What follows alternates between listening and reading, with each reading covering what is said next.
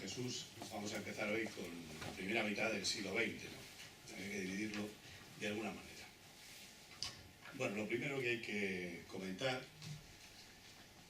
es que en el siglo XX hay tres arquitecturas dominantes, tres tipos de arquitecturas dominantes, y las llamo arquitecturas porque van más allá del estilo.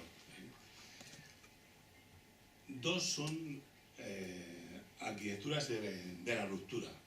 Lo que quieren es acabar con el imperio del eclecticismo del siglo XIX, por un lado, y más concretamente el movimiento moderno, no solo como el eclecticismo, sino también superar al modernismo, que es la primera arquitectura rupturista con el eclecticismo decimonónico. Y luego está una tradición clasicista, que yo creo que esa pervive incluso en nuestros días y la posmodernidad pues la ha vuelto a recoger. Y dentro de esta tradición clasicista pues hay una que es representativa de los edificios oficiales de los estados, es en lo que voy a hablar un poco, pero hay otra que es una arquitectura propia de los estados totalitarios que tienen unas características muy particulares, como luego veremos. De manera que esto es el resumen de lo que más o menos vamos a hablar hoy. Se podría también hablar del Art Deco, pero el Art Deco lo he dejado para cuando demos el rascacielos. Entonces comentaré alguna cosa en el Chrysler o en el Rockefeller, un poco las características que tiene el Art Deco, que no llegó a ser un estilo con la fuerza que tuvieron los otros dos, el modernismo y el movimiento moderno, pero que tuvo su importancia. Hay que decir que el movimiento moderno, su vocabulario, todavía no se ha llegado hasta nosotros, mientras que el modernismo se agotó en los años 30, que luego siguieran en Barcelona con la Sagrada Familia y tal. Bueno, entonces vamos a empezar con lo que pasaba en el siglo XIX. En el siglo XIX lo que domina es la arquitectura ecléctica. Y aquí se he puesto unos pocos ejemplos para que lo veamos. ¿Qué quiere decir la arquitectura ecléctica? Bueno, pues que se hacía el edificio a conveniencia, por así decir. No se tenían, pues decían, bueno, pues para hacer un cenotafio, pues el arte egipcio. Para hacer un banco, pues vamos a tratar el estilo veneciano del siglo XVII o del XVI. Cosas por el estilo. Pero también era el arquitecto del cliente el que elegía. De manera que en un mismo arquitecto, como en John Nash, pues podemos encontrar un edificio, puede ser este, que es el pabellón real de Brighton. Bueno, me confundía con dos, joder. Que está en un estilo medio hindú, medio musulmán, algo. Y 2 años después, pues te hace el Crescent Park de Londres, en 1825. Un mismo arquitecto, es un arquitecto ecléctico, y por seguir en Londres, pues bueno, consideraron que la arquitectura patriótica inglesa, la más característica de ellos era el gótico, y hacer un edificio neogótico como es Westminster. Y luego también encontramos delirios como de Luis I, en el castillo de Neuschwanstein, que es poco más o menos el castillo de Disneylandia, pero 150 años o 100 años antes de que lo construyera. En Francia, que son más clásicos, pues la ópera tiene deuda con el clasicismo francés. Y en España pues pasan cosas tan curiosas que el pabellón, por ejemplo, que nos representó en la Expo de París de 1876, pues un pabellón neomudéjar o mudéjar extraño, que nunca ha sido un estilo nacional, pero es que en la del 90 y tantas hicieron un pabellón en piedra también, pero esa vez era plateresco. Quiero decir con esto que el eclecticismo lo que era una arquitectura vaciada de contenido, donde lo que fundamentalmente era el estilo ornamental que recubría el contenedor que había. De manera que ese vacío de contenido, esa impostura que tenía la arquitectura, se critica, sobre todo por los arquitectos jóvenes. Y las primeras críticas empiezan en Bélgica. Hay un tipo que se llama Víctor Horta, que va a ser el que va a dar inicio a la arquitectura modernista. Allí se llamará el Art Nouveau. De manera que Horta ya va a hacer una casa modernista en 1893, bastante antes que el modernismo que luego pueda venir a España, como es la Casa Tassel, que la tenéis, bueno, la misma de Guata, diseñarla, porque ahí tengo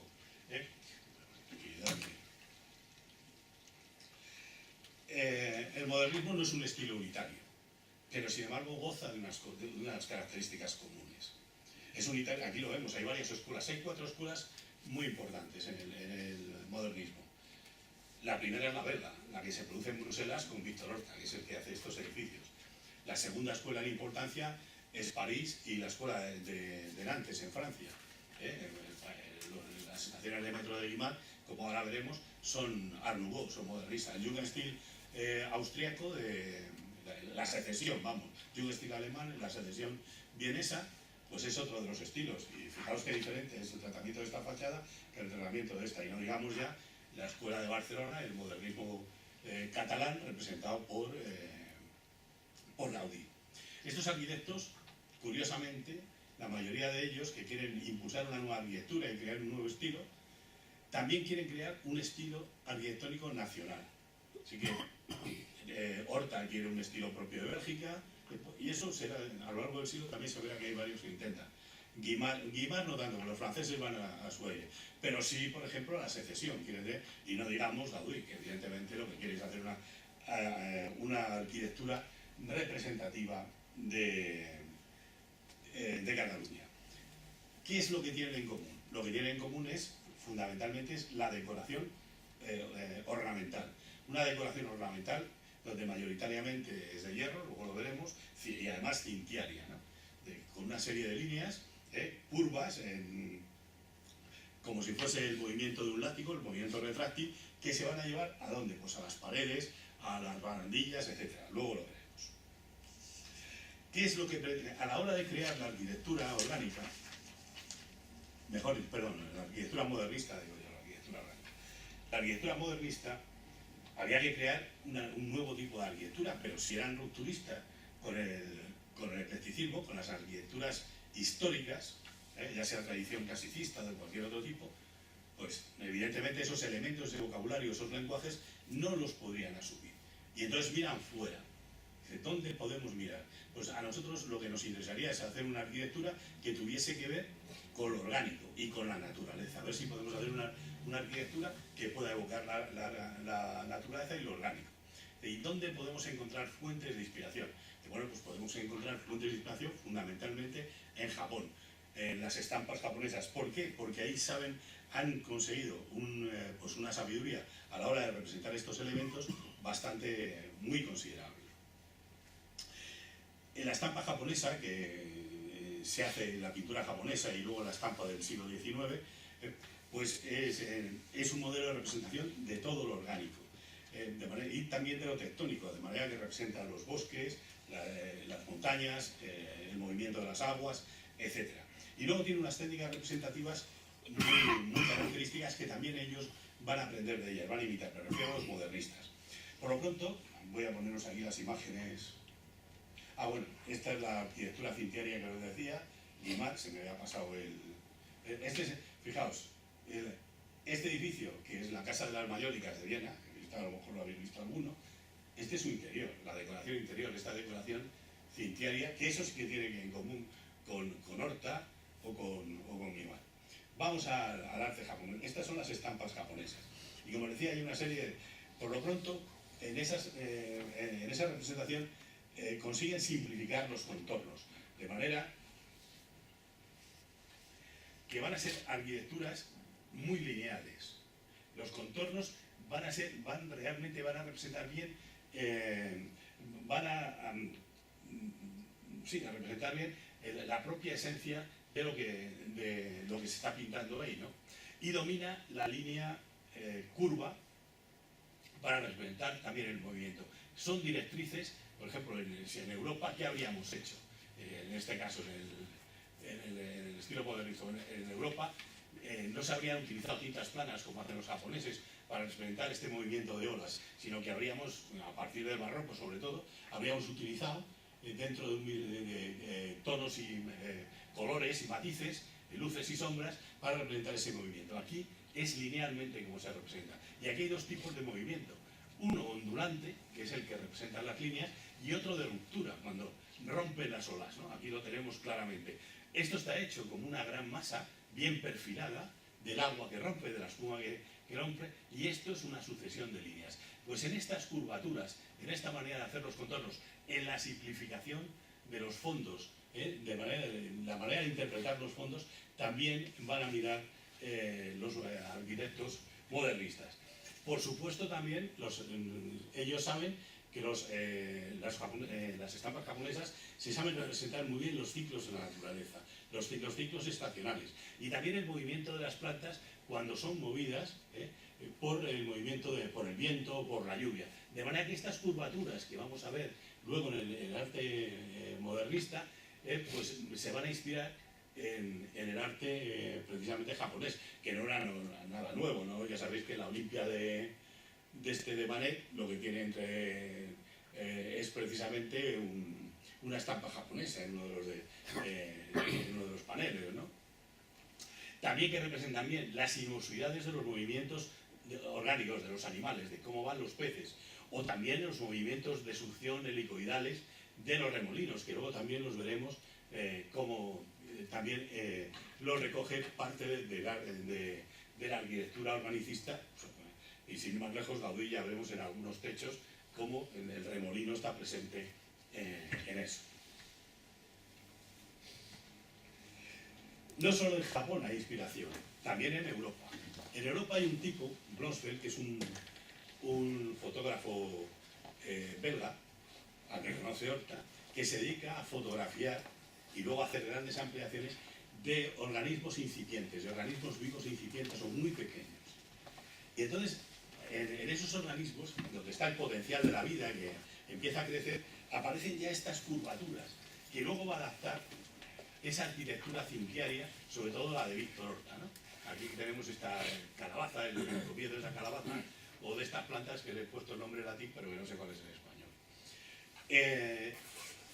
No solo en estas fotografías, que son esos libros que se hacen a raíz de 1900, aunque Horta ya en el 93 había hecho su casa Tassel, sino que también él se inspira en un ingeniero que fue maestro suyo, que se llama Balata, es belga, que es el que hace los invernaderos reales de Laken, donde veis las vigas, pues en el alma de las vigas ya aparecen también esas sinusoidades aquí caladas, ¿no?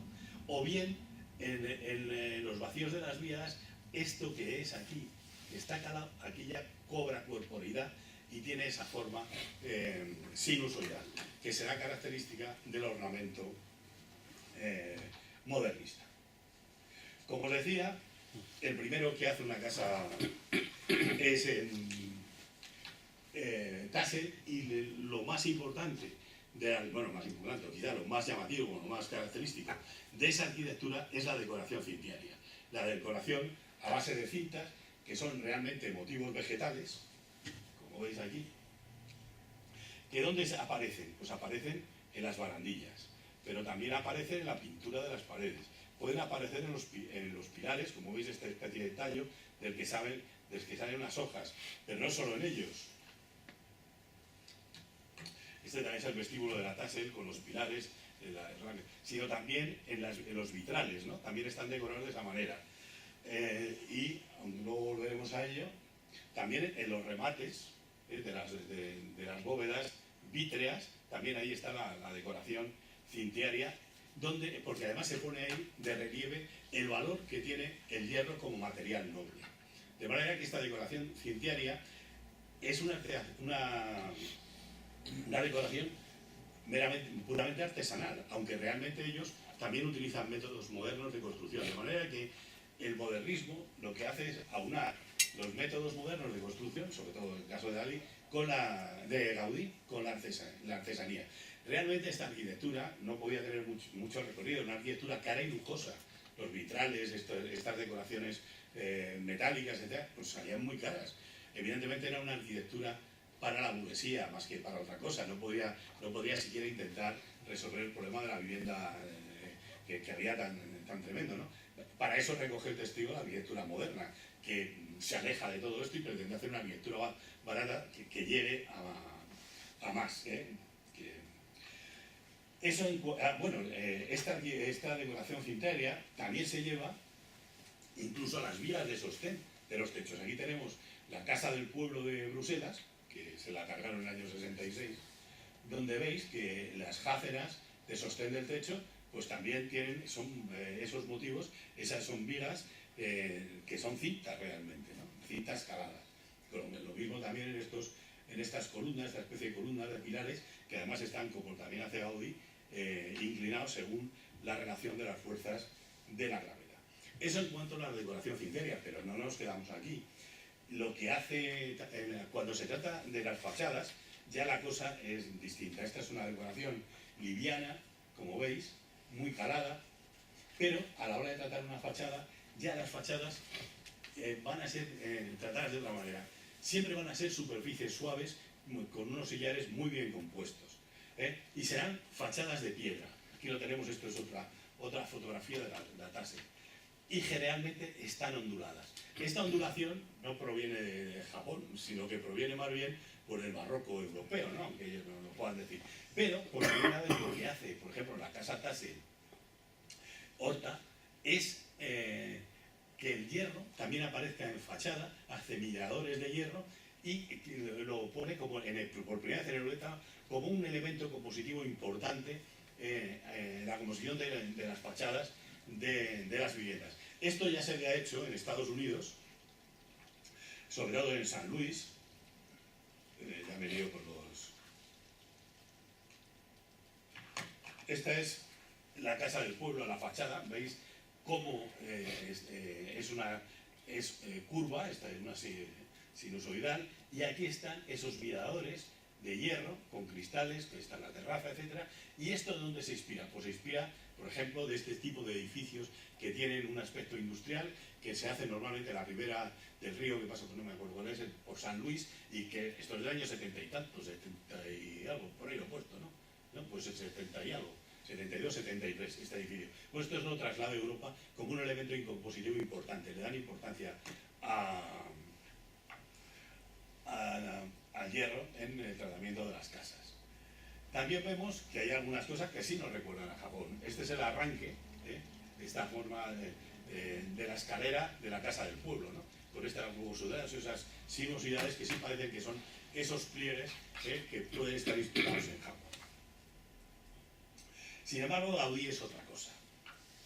En Gaudí lo cintiario está siempre en segundo lugar.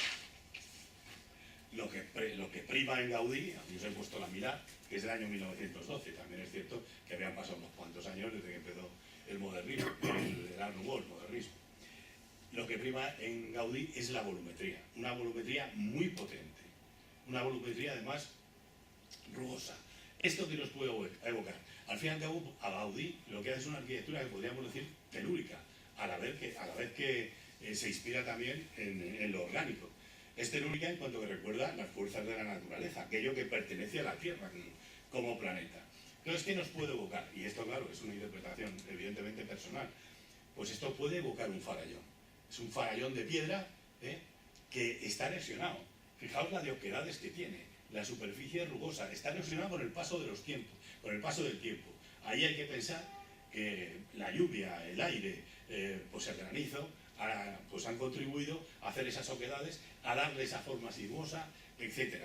Incluso es como si el mar hubiese estado batiendo continuamente y se hubiese retirado. Pero es que además, también ahí veis que los pisos están marcados, y esto es como si fuesen estratos geológicos, que el tiempo ha dejado poco a poco ahí. Es un edificio que se ha hecho en muy pocos años, pero que tiene todas esas evocaciones por lo telúrico. También aparece la decoración vegetal, ornamental. Aparecen los balcones, pero ya no es una decoración cintiaria, ya no son cintas. ¿Esto qué nos recuerda? Pues son aglomeraciones de algas, remolinos que el mar ha dejado ahí. Están todos compactados de esa manera, ¿no? No están ordenados, no es una decoración cintiaria con la línea del látigo, ni muchísimo menos. De manera que también interpreta de una manera muy distinta, aunque los interiores también recurre a lo cintiario, pero fijaos esto, de manera que esto, la potencia, el dramatismo que tiene este edificio en sí mismo. Por otro lado, esas evocaciones a lo geológico, a lo telúrico, también aparecen, por ejemplo, al paso del tiempo, a los ciclos geológicos, en las columnas de sostén, por ejemplo, que aparecen en primer término, que son árboles petrificados, realmente. Pero es que los árboles petrificados sí que se hacen árboles petrificados en el Parque Güell. Vamos, si esto no es un árbol, que venga Dios y lo vea.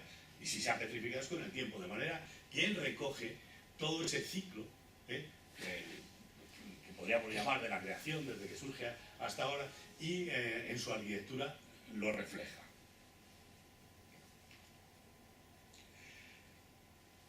También aparecen formaciones óseas en las fachadas, también restos de animales que han podido aparecer allí, dentro, y las combina dentro de la fachada.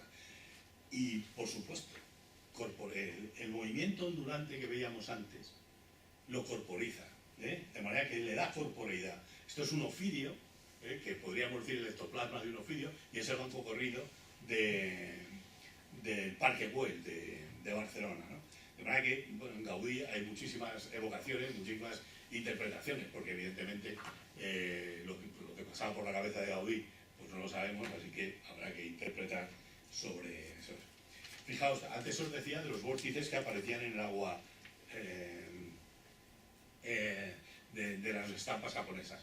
También en la arquitectura de Gaudí hay evocaciones al agua. En este caso es una evocación dramática, es un vórtice que se traga la lámpara. Evidentemente la foto está puesta del revés, el vórtice es inverso, ¿no? Esto es un techo, pero realmente el techo se pliega como si fuese un remolino de agua alrededor, y ahí queda esa especie de platillo volante puesto del revés, pero que realmente es la lámpara. Pero frente a este dramatismo, también Gaudí trabaja con gran lirismo los elementos, el agua, los elementos naturales, y los aplica a su arquitectura. La Casa Batlló realmente, ¿qué representa? Y eso se puede, es un fondo marino. Es un fondo marino donde aparecen conchas, algas, pero también reflejos de movimiento de las aguas, las luces, los reflejos. Y yo prefiero leeros lo que escribió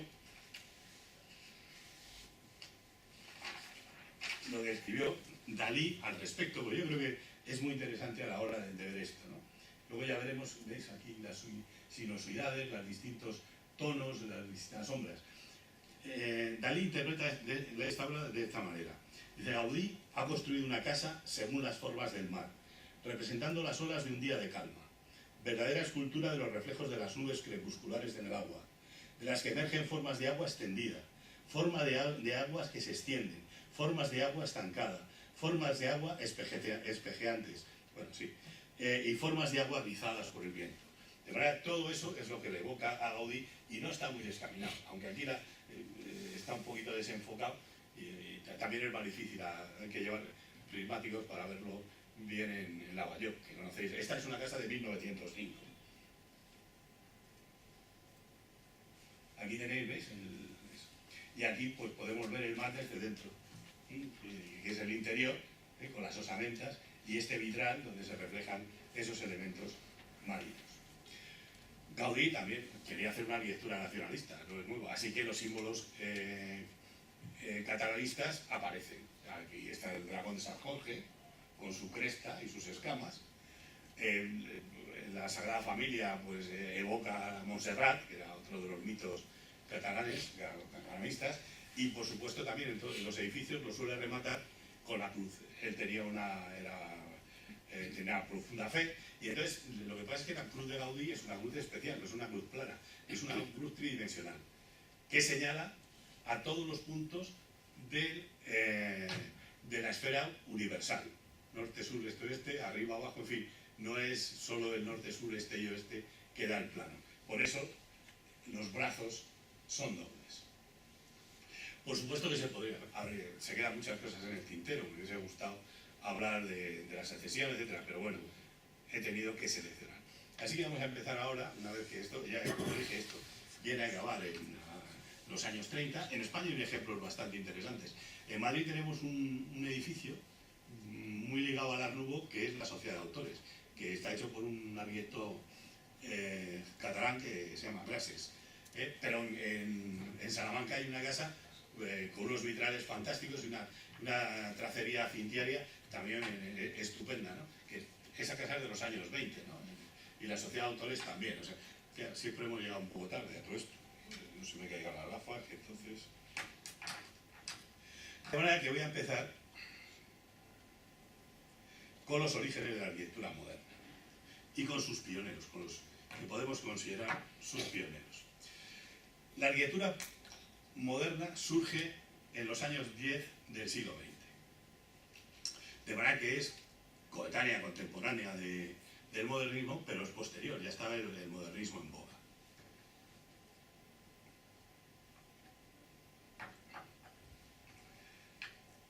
Este modernismo, como dije antes, es rupturista con la tradición y cuestiona el modernismo. Trae un nuevo modelo formal y unas nuevas tipologías. Un nuevo modelo formal de edificio. ¿En qué se basa este modelo formal de edificio? En la geometría euclidiana. Los edificios modernos van a ser casi todos prismáticos, cúbicos, donde va a dominar el volumen cúbico, aunque también se utiliza el cilindro, en muchos casos, como luego veremos, van a estar concatenados, yuxtapuestos, serán convergentes. Y esos volúmenes estarán bien definidos por los planos. Y los planos por los vivos de los encuentros en escuadra, por las líneas rectas. Las líneas rectas será fundamental, la línea recta, el plano y el volumen prismático serán fundamentales a la hora de hacer la arquitectura moderna. La arquitectura moderna es funcionalista. Ellos consideran que la función sigue la forma. Lo que pasa es que es reductivista también, porque claro, hay muchas funciones en un edificio y no solo las elementales, como ya decían, pues hay que alimentarse, hay que dormir, hay que caminar, hay que comer, hay que dormir, en fin, estas cosas. Entonces a esos espacios hay que darles una forma adecuada en relación a esas necesidades, a esas funciones. Pero claro, hay otras funciones psicológicas a las que no dan respuesta. Es racionalista. Es una arquitectura racionalista porque se basa en que el edificio se ordena racionalmente en función de su programa, de sus necesidades. No cabe el capricho, por ejemplo, de la intuición. Y no cabe tampoco el capricho del ornamento. Tiene que ser una arquitectura desnuda, como antes os decía. Una arquitectura desnuda, fácil de construir, con una buena plástica y además más barata que la arquitectura tradicional que se hacía, como luego veremos. Por supuesto, se considera punta de lanza del progreso. Consideran ellos que son los que verdaderamente interpretan el espíritu del tiempo, que el modernismo está atrasado y en cierto modo tenían razón, en relación que la arquitectura tiene que cambiar también con el tiempo. De manera que en este sentido se consideran además como un brazo del progreso porque sí traen soluciones para resolver el problema del cobijo humano a nivel universal, al menos era su propósito. Y hablan del compromiso del arquitecto y el compromiso de la arquitectura. Pero también es una arquitectura dogmática. Todo lo que no sea arquitectura moderna no la consideran arquitectura, y además es peleona, es una arquitectura peleona y combativa respecto a otras arquitecturas, sobre todo a la tradición, no tanto con el modernismo, pero sí con la tradición, porque al fin y al cabo el modernismo también tiene relaciones con Frank Lloyd Wright, en fin, etcétera, ¿no? Es una arquitectura que, lejos de rechazar la máquina, quiere que se pueda llegar a hacer con la máquina. Así que son los primeros defensores a gran escala de la prefabricación en la arquitectura. Aunque realmente no consiguen métodos y ni siquiera ahora que puedan sustituir lo que es la construcción normal, la albañilería, etc., ¿no? De verdad que esto es más o menos básicamente lo que se pretende con la arquitectura moderna. Y hay tres arquitectos. Bueno, aquí lo de los volúmenes, tenía que haber venido aquí, ¿no? ¿Veis? La concatenación de volúmenes, con la justaposición, que vuela, etc. Cómo las líneas de los vivos están perfectamente marcadas. La cubierta plana es fundamental también para el movimiento moderno. Ellos desechan la cubierta de faldones, consideran que es un atraso porque ya hay tecnología suficiente para poder resolver los problemas de que penetren las aguas o de aislamiento térmico con una cubierta plana, se pueden hacer, ¿no? Y como os digo, es una arquitectura desnuda, los planos están muy bien definidos y la línea recta es una directriz fundamental. Esta es la casa de Gropius, donde vivía Gropius en la Bauhaus de Dessau. Bueno, y tres son los arquitectos que podríamos llamar los pioneros. El primero es Adolf Loos, un tipo peculiar, escribió en 1908 un artículo que se llamaba Ornamento y Delito, que venía a decir que el ornamento en la arquitectura equivalía a los tatuajes que se hacían las personas que pertenecían a los pueblos primitivos. Había ese sentido todavía De manera que viene a decir eso. Y es el primero que hace una casa moderna. Esta casa no es cualquier casa, es una casa burguesa. Sin embargo, ¿veis? Que es de una arquitectura completamente novedosa. Aquí vemos esos volúmenes periódicos concatenados y justapuestos de la fachada principal, de una arquitectura desnuda y blanca, de cubierta plana, que combina, esta es una de las fachadas, con la otra, donde veis que aquí la pared es curva, utiliza ya, como luego también veremos, superficies puras. La arquitectura moderna pues tiende a la superficie pura, cilíndricas en este caso. Sin embargo, esta casa, siendo pues pionera, todavía adolece de algunas cosas que eran características de la arquitectura tradicional. Es una casa que las fachadas principales están compuestas simétricamente. Los huecos se están distribuidos simétricamente, los volúmenes también están distribuidos simétricamente. Pero sí tiene un sentido funcional bastante ya interesante. Por ejemplo, los huecos que abre son de distinta forma según las necesidades que tienen de iluminación, de ventilación, de soleamiento y también de la amplitud que puedan tener las habitaciones. Unas habitaciones que en el interior evidentemente cambian de dimensión, pero es que también cambian de altura. Los techos de las salas de reuniones, por ejemplo, de los salones, son mucho más altos que los techos de los dormitorios, de manera que establece también un principio de funcionalidad a la hora de construir el edificio. Esta arquitectura blanca de ventanas cortadas como con unos cúbicos, pues la podemos ver en el Viso de Madrid. Lo que pasa es que el Viso de Madrid se hizo cerca en los años 30 del siglo XX, y esta es de 1910. Y en el Viso no vais a encontrar simetrías. Lo normal es que encontréis la simetría en las volumetrías de los volúmenes. El segundo arquitecto que hace una aportación fundamental a la arquitectura moderna, que ayuda a crear su poética, por así decirlo, el estilo, es Walter Gropius. Walter Gropius es un arquitecto alemán que trabajó con Behrens. Behrens era el jefe del diseño de la industria AEG, había hecho la fábrica de turbinas de Berlín, y él trabajó y se formó allí. Pero él da la campanada en 1913 haciendo la fábrica de zapatos Faust, como veis. Y en la fábrica de zapatos Faust aparece por primera vez en Europa un edificio que es un fanal de cristal transparente. De manera que aplica las fachadas, las hace todas de cristal. Incluso las esquinas las resuelve mediante diédricos sin pilar de sostén. De manera que esto, en esta fachada, es la aportación que hace Gropius. También aquí hay una serie de volúmenes que se concatenan, se justaponen, etc. Pero donde alcanza todavía mayor relevancia ese fanal de cristal es en la exposición del Verbum. Ya sabéis que era una asociación alemana para la industria, para mejorar la industria, en Colonia, en el año 14, la otra es del año 13. Esta debe ser antes de empezar la guerra, porque no creo que empezaran a hacer estas cosas. En Colonia hace donde veis que este frente es completamente un fanal de cristal. Está inspirada en Frank Lloyd Wright, el norteamericano. Yo os enseñaré en su momento un edificio que es prácticamente el mismo que este. Pero es lo que aporta es esto, y aporta una tipología de escalera que se generalizará en el siglo XX. Es esta escalera helicoidal. Hemos visto escaleras helicoidales pues, en muchos edificios del pasado, en el Renacimiento, pero tal y como la trata él, metida también en un fanal de cristal de vidrio cilíndrico, expuesta al exterior, pues también es una novedad que se incorporará a lo que es la poética moderna.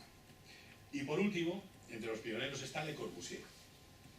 Le Corbusier se da a conocer en el año 15 con un esquema estructural que lo llama el sistema dominó, la casa dominó, que lo que hace es simplificar o extraer una vista elemental de que es un sistema estructural hecho por los ingenieros.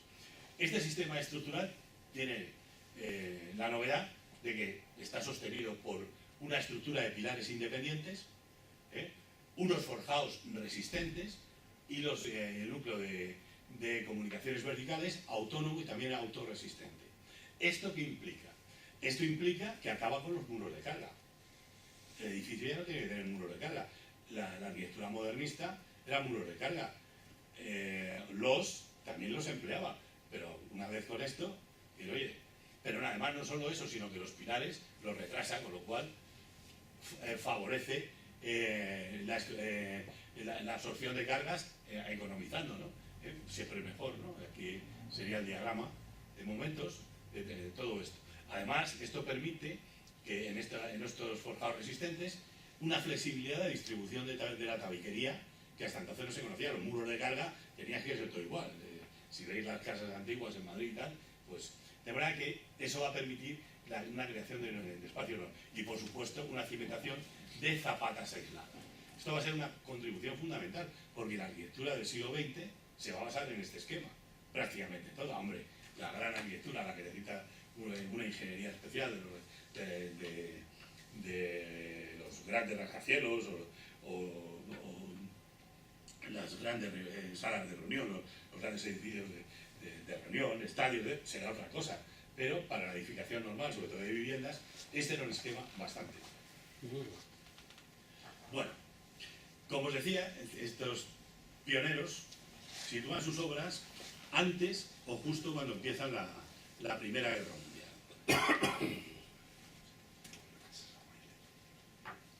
¿Qué pasa cuando termina?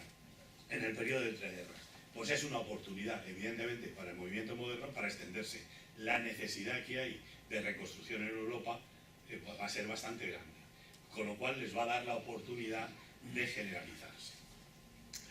Y en la poética de esa arquitectura que se va a hacer posteriormente,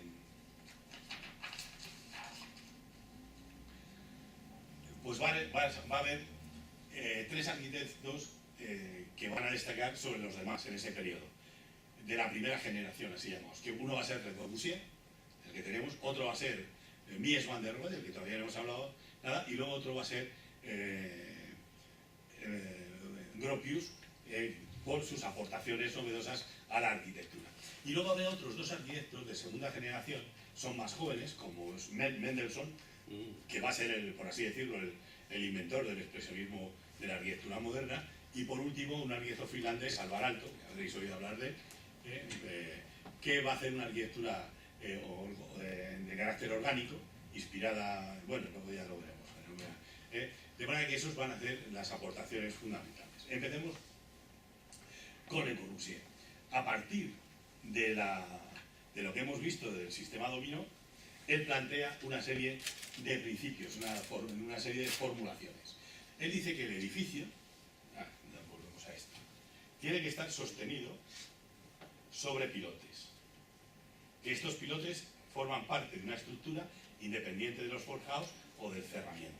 De manera que el edificio, propiamente dicho, es lo que está encima de los pilotes. Esto permite que el jardín pueda penetrar en el edificio, hayan espacios cubiertos bajo el edificio, y eso está en función también del urbanismo del que hablaremos en la segunda charla que él proponía.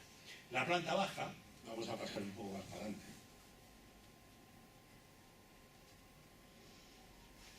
La planta baja era una planta meramente en donde deberían alojarse los sistemas de comunicaciones verticales. Esta es no sé si veis bien la planta.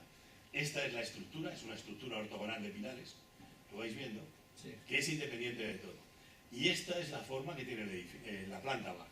En la planta baja están las escaleras y la rampa. Este es un edificio que por primera vez se ocupa de resolver el problema del movimiento de los lisiados, de la silla de ruedas. De manera que eso lo permite. Y esta rampa recorre todo el edificio. Es muy interesante la aportación que hace.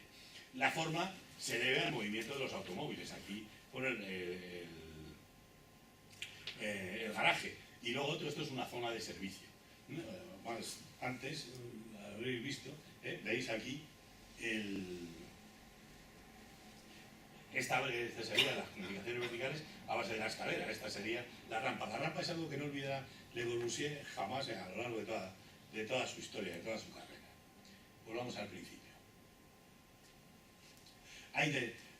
Como decía, independencia entre la estructura, el cerramiento y la distribución. esa independencia permite lo que es la planta libre, lo que os decía antes, la distribución, como digamos, de pilares. De manera que con la planta libre podemos construir un edificio así, de esta manera, o bien podemos hacer lo que la Bilsawa, que es la que os he enseñado antes, de manera que es un edificio que según va avanzando, pues pueda dejar espacios abiertos, de espacios cerrados, de espacios abiertos pero cubiertos, espacios cerrados pero abiertos, en fin, y espacios abiertos que ocupan varias alturas. El ejemplo en este caso lo tenemos en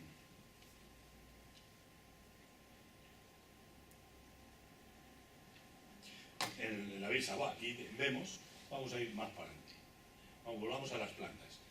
Esta es la planta baja, pero esto es la planta principal.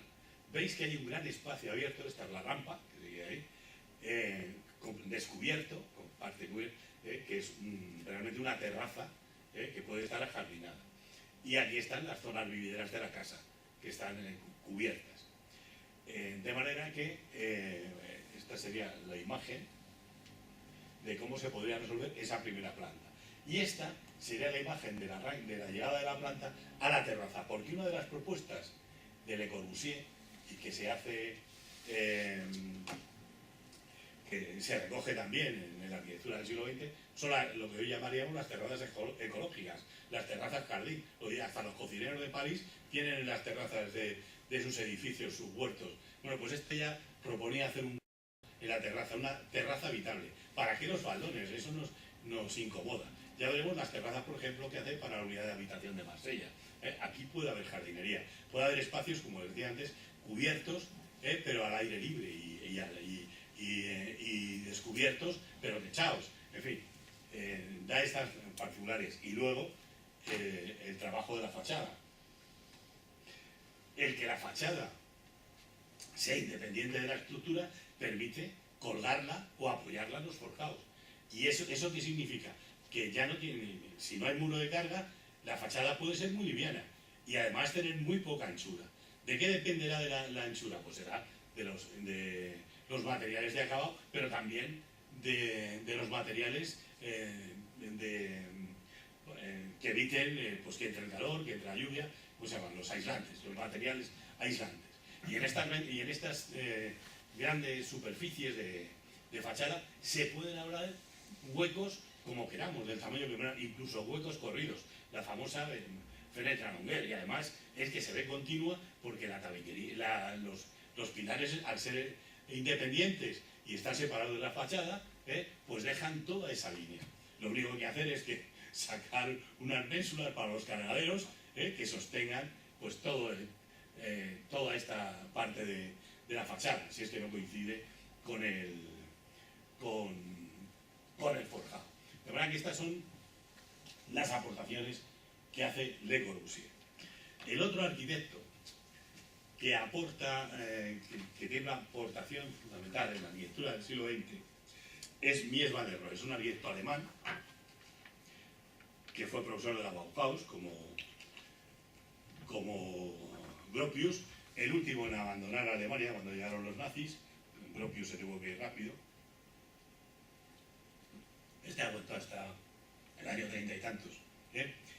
Y la contribución que hace a la arquitectura es el de un concepto de edificio integrador entre los espacios exteriores y los espacios interiores, y los umbrales de intersección de esos espacios exteriores e interiores. Hay un crítico, Gideon, suizo, que ha escrito un libro sobre los tres tiempos de la arquitectura. Decía que el primer tiempo de la arquitectura era el tiempo de los griegos, donde el edificio se contemplaba desde fuera. Luego el segundo tiempo nace con los romanos. El edificio se vive desde dentro. Y bueno, la fachada tiene menos importancia que la zona vividera. El edificio, sin embargo, está aislado del exterior.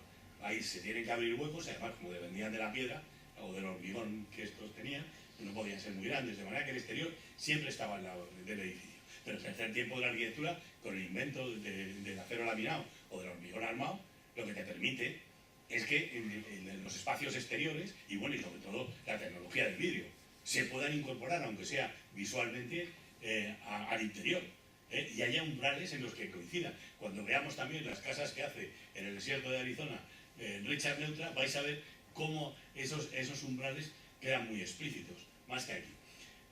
Mies van der Rohe, ¿cómo hace ese edificio integrador?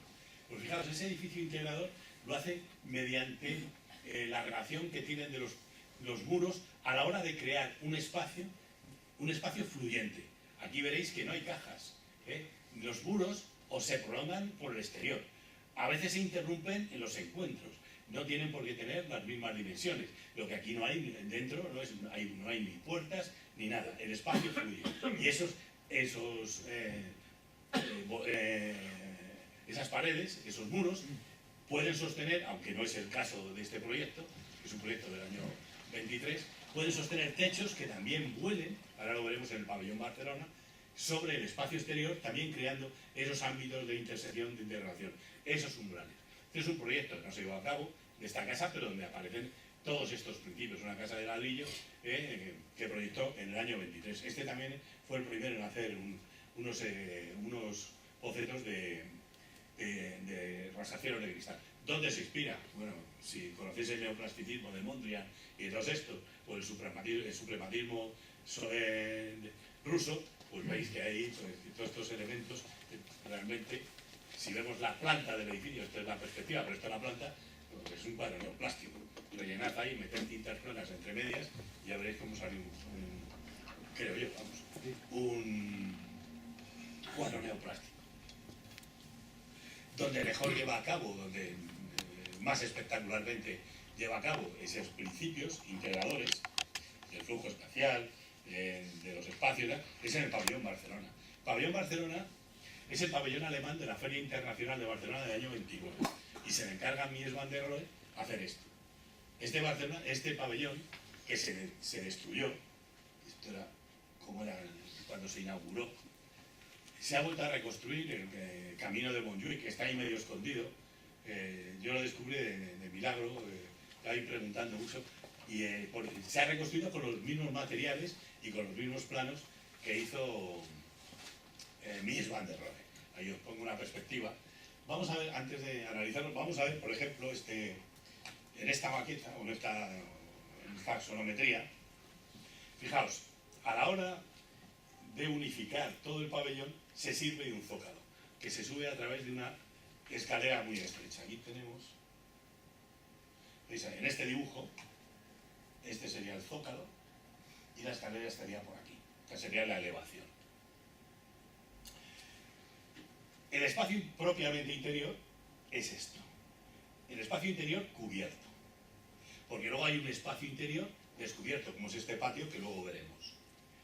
Este espacio interior se prolonga o se intersecta con el espacio exterior a través de esta prolongación de los muros, pero sobre todo de la prolongación de los techos, del techo. La estructura, si vemos aquí la planta, es independiente. Ahí no se ve bien. Hay 8 pilares que sostienen el edificio. Aquí lo vemos, 1, 2, todos estos. Y que además de los muros, que en este caso se emplean como muros de carga, realmente son paneles. Si estuviéramos en la arquitectura japonesa, podrían hasta correrse y descorrerse, que es al fin y al cabo a lo máximo que puede llegar esta forma de que el espacio fluya. Y este es el espacio exterior propiamente dicho. Utiliza láminas de agua, naturalmente para temperar, tanto en el patio interior como en el exterior. Y ahora vamos a ver las vistas, no sé si lo conocéis, si no, es muy bonito. Esto sería la superficie del zócalo, con la lámina de agua, como este espacio abierto, descubierto mejor dicho, está cerrado por esta gran pared, que es un lugar pues, para el descanso, etc. Aquí no hay que olvidar que esto era un pabellón de exposiciones. Este es el umbral interior-exterior. Sigamos con...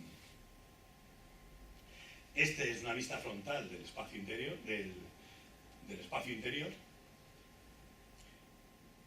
Este es el patio interior que os dice G, con la lámina de agua y con esta famosa escultura, que la escultura es la mañana de Colbe, una mujer, la mañana representada por una mujer que se despereza, ¿no? También es un espacio descubierto, pero cerrado, de manera que aquí volvemos a encontrar cómo el interior y el exterior pues, se imbrican.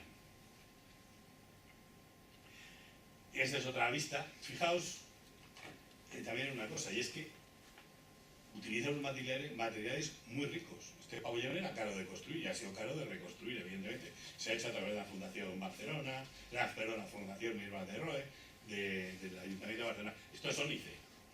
Lo del suelo y las paredes que antes habíamos visto es travertino. No es travertino. Los pilares no son cualquier cosa, son cruciformes. A ver si vemos uno. Pero es que además están cromados, aunque sean de acero, están cromados. Tiene un mármol verde de no sé dónde que es espectacular, ¿no? De manera que utiliza algo que se sale de la ortodoxia de la arquitectura moderna en ese sentido, que es una arquitectura del menos el más. Cuanto menos la hacemos, pero claro, esto no tiene sentido hacerlo en un pabellón representativo de una nación. Lo tendría en una vivienda, ¿no? Porque cuanto más abaratásemos el coste de la vivienda, más viviendas podríamos hacer. De manera que yo creo que esto a lo mejor pues sí puede dar una idea de lo que es ese concepto de edificio integrador, del dentro, del fuera y del flujo espacial, de cómo se rompe la caja. Mies, como también hacen otros, de las fuentes en las que bebe para todo esto, es en Frank Lloyd Wright, en Estados Unidos, donde cuando estudiemos la Casa Rowley, ya veréis cómo él ya aparece algo parecido a la ruptura de la caja. De manera que en Estados Unidos sirve, este arquitecto concretamente, junto con Sullivan, sirven de inspiración en Europa. Se adelantaron a la hora de hacer una arquitectura avanzada para su tiempo. El tercer arquitecto que tiene una influencia importante, muy importante, en el periodo de tres guerras es Walter Gropius. Y volvemos a ver ahí otro edificio suyo, que es el de la Bauhaus. Este edificio también es un modelo que se va a repetir, vamos, ese concepto se va a repetir en muchos edificios modernos. Es el concepto de un edificio que se despliega, donde hay una serie de pabellones principales que están conectados por otros pabellones secundarios. Naturalmente no caprichosamente, sino en función de las necesidades de ese edificio. No es un edificio compacto, desde luego no es simétrico. Por supuesto que no. No todos los edificios tienen la misma altura. No todos, no, mejor dicho, pabellones. Hay que hablar de pabellones porque el edificio es único. No todos tienen la misma fenestración, el mismo fenestraje. No todos tienen la misma volumetría, aunque toda la volumetría es cúbica. ¿A qué responde eso? Bueno, pues responde, y en este edificio concretamente, en otros como la Casa Bloch de Barcelona, que hizo ser pues, a otras motivaciones, a que Gropius lo que va a fundar es la Bauhaus, una escuela de diseño donde se pretende aunar la máquina con el diseño artesanal, con la arquitectura y con el arte. Y crea una escuela. Pero eso se lo va a financiar el municipio de Dessau. Y el municipio de Dessau dice, sí, yo te lo pago, pero esto no se va a quedar así. Bueno, es una manera coloquial de hablar porque esto no sucedió así, pero para explicar. Dice, pero es que necesitamos también un centro de formación profesional para los chavales de la ciudad que puedan tener ahí un centro de formación. Y por supuesto será necesario una residencia de estudiantes de que van a ser los que van a estudiar aquí. Muchos de estos estudiantes eran estudiantes brillantes, muy prometedores, artistas que venían a la Bauhaus, a la casa. Y esos pabellones, veis que se encuentran siempre a escuadra y se unen mediante otros pabellones de menor importancia, volumétrica quiero decir, ¿no? Por ejemplo, el pabellón que une la residencia de estudiantes con la Bauhaus propiamente dicha, es donde se concentra pues, el bar, la galería de paso, también el salón de actos, una serie de zonas comunes. Este edificio puente, que si se hubiera hecho hoy, seguramente se habrían quitado los pilares de apoyo, lo que hace es conectar la escuela de formación profesional con la escuela de diseño. De manera que el edificio se despliega como si formase aunque sea un oxímoron en cierto modo, una aspa ortogonal, una hélice ortogonal. por todos los encuentros, pero veis que tiene ese sentido del movimiento, ese edificio. Terrazas planas, evidentemente ausencia de ornamento, y cada edificio está resuelto de acuerdo con sus necesidades. La Bauhaus, esta es una foto antigua, por lo cual aquí volvemos a ver, necesita mucha luz para los talleres de diseño, pues el fanal de cristal que antes vimos en la Faust, pues aquí se repite otra vez. Esta es la escuela de diseño, ya restaurada, y esta es la escuela de formación profesional. La escuela de formación profesional son bandas de ventanas, necesitan una iluminación uniforme, y entonces ya no es el fanal de cristal, sino son líneas de ventanas que dan esa uniformidad de iluminación. Y luego está el edificio puente, que conecta ambos, ¿no? De esa manera.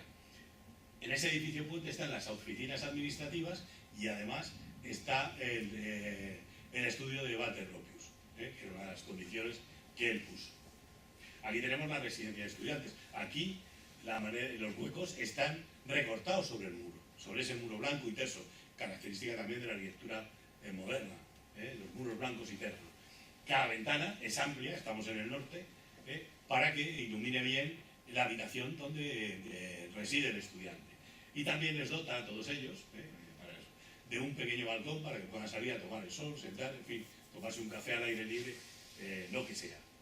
Todas tienen terrazas comunitarias en cada uno de los pisos. Aquí he puesto esta foto porque me parece muy bonito de cómo vuelan. Esto ya está restaurado. Estaba hecho una pena. Tengo las fotos antiguas, pero casi he preferido poner esta porque estaba bastante destrozada. Y esta es la otra sala de conexión. El otro ala de conexión. Aquí es donde está el bar, que debe seguir estando porque aquí están las sombrillas para tomarse la cerveza. Esta es la Bauhaus, esta es la conexión con el edificio puente, y detrás está el edificio el pabellón de la formación profesional. De manera que esta manera de construir este edificio, que no es compacto, que se despliega, que crea espacios exteriores, que no lo he dicho, simplemente su forma, pues ya determina espacios exteriores o también pasos necesarios que serían imposibles si, por ejemplo, el edificio puente llegara hasta el suelo.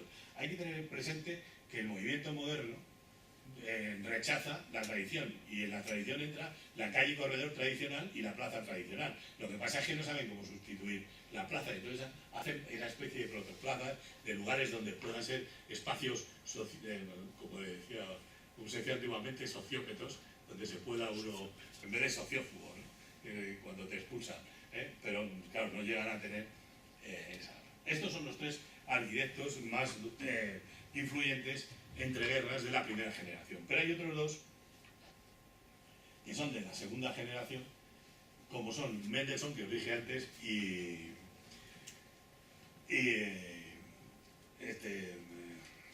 Alvar Aalto. Mendelssohn es un arquitecto polaco, pero trabaja fundamentalmente en Austria y en Alemania, aunque también trabaja en Polonia. Y a él se debe tratar las esquinas mediante formas curvas. Esta es la renovación del edificio Taglebad, en el año 22 estamos hablando, en Berlín.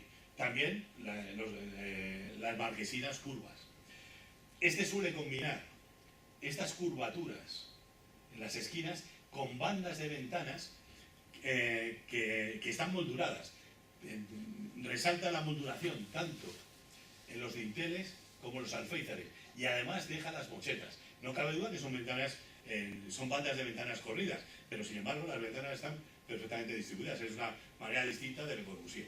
Esto tiene su influencia en todo el mundo, y en Madrid tenemos un edificio que está tiene bastante que ver con el expresionismo alemán. Hay otro, este es el que hizo Martínez Feducci, año 33, Gutiérrez Soto, el del Ministerio del Aire, pues que ahora es el cuartel general del aire, que es de estilo herreriano. Este hizo lo que es el cine, el antiguo cine Barceló, lo que es la Pachá, también está inspirada en este expresionismo. Pero el gran invento de Mendelssohn es que la esquina la va a tratar como si fuera una película de cristal. Vamos, como si fuera como una película de cristal. Él tiene 4 encargos para hacer unos grandes almacenes de la firma firma Socken. Estos son los primeros que hacen Stuttgart, del año 27. Y fijaos que aquí lo que contrapone son este cuerpo donde el frente está curvado, que es liso, transparente, reflectante, con un cuerpo rugoso de ladrillo donde se marcan muy bien las horizontales, donde aparecen otra vez las líneas de ventanas monturadas, las mochetas, y hace un contraste bastante interesante entre lo que es la piedra, el ladrillo en este caso rugoso, con esta superficie lisa, en un intento de jugar con la horizontalidad y la verticalidad. Esto ya también lo hizo, otra vez repito, Frank Lloyd Wright en Estados Unidos, con las bandas de ladrillo de sus casas y las chimeneas. Y en Madrid, os enseñaré a España, hay un arquitecto que recoge esto, que es Cano Lasso, que ya veréis cómo también sigue esos modelos de contrastar la verticalidad con la horizontalidad.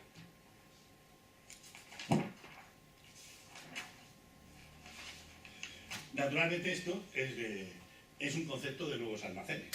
Estas bandas de ventana no son gratuitas, están bastante altas. ¿Para qué? Para que iluminen directamente los escaparates. Estos son los escaparates completamente funcionales, lo que conocimos, al menos cuando yo era pequeño, de galerías preciados y esas cosas, ¿no? ¿Qué es lo que había entonces? Pues lo que había entonces eran los Selfridges de Londres, un edificio puramente clasicista, o que todavía existe afortunadamente, los Lafayette de París, donde aquí está, ya sabéis, donde aquí arriba está esa bóveda, esa cúpula tan bonita de cristal, ornamentada. ¿Verdad? Que no tiene nada que ver, lo que hacen es, y también es la importancia que tiene, el nuevo concepto de grandes almacenes que inventa este tío, este individuo. Tiene otras cosas, él juega, fijaos, aquí podemos ver, los grandes almacenes se desarrollan en torno a un patio, que es lo que le dijeron en este caso. Y entonces, como veis, hay un juego de masas, de volúmenes.